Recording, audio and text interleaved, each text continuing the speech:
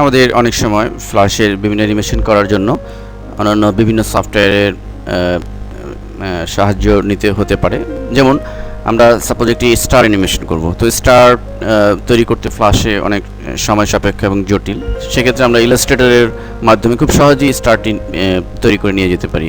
তো এটি করার জন্য আমাদের যা করতে হবে, ইলাস্ট্রেটর টুল বক্সের যে টুলটি থাকে, অর্থাৎ এই রেক্ট্যাঙ্গেল টুল, এটিকে চেপে ধরে রাখলেই আমরা স্টারটি পাবো।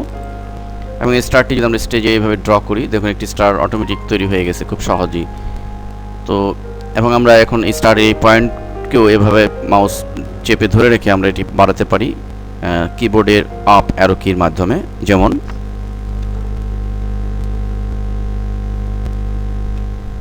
দেখুন চমৎকার একটি স্টার তৈরি হয়ে গেছে, এবং আমরা সিলেক্ট করে এভাবে যে কোনো কালার আমরা দিয়ে দিতে পারি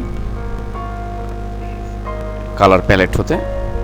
তো এভাবে আমরা এই স্টারটি এখন জাস্ট কপি করে আমরা ফ্ল্যাশে নিয়ে গিয়ে ফ্ল্যাশের গ্রাফিক সিম্বলে অথবা সিনে নিয়ে গিয়ে আমরা চমৎকার অ্যানিমেশন তৈরি করতে পারি। এছাড়া আমাদের ইলাস্ট্রেটরের সিম্বল লাইব্রেরির বিভিন্ন অবজেক্টকে আমরা ব্যবহার করতে পারি আমাদের ফ্ল্যাশে। যেমন উইন্ডো মেনুতে ক্লিক করলে আমরা সিম্বল লাইব্রেরি পাবো। আমরা এখানে সিম্বল লাইব্রেরি, এবং সিম্বল লাইব্রেরির ভিতরে বেশ কিছু অপশন রয়েছে। আমরা যদি এখান থেকে সাপোজ নেচার এ ক্লিক করি, তাহলে আমাদের নেচার প্যালেট চলে আসবে, নেচার সিম্বল প্যালেট। দেখুন এখানে নেচার সিম্বল প্যালেট চলে এসছে। আমরা যদি এখান থেকে যে কোনো একটি জিনিস সিলেক্ট করে নিয়ে যেতে চাই, সাপোজ আমরা এই গাছটি এখান থেকে ড্রাগ করে যদি স্টেজে নিয়ে যাই,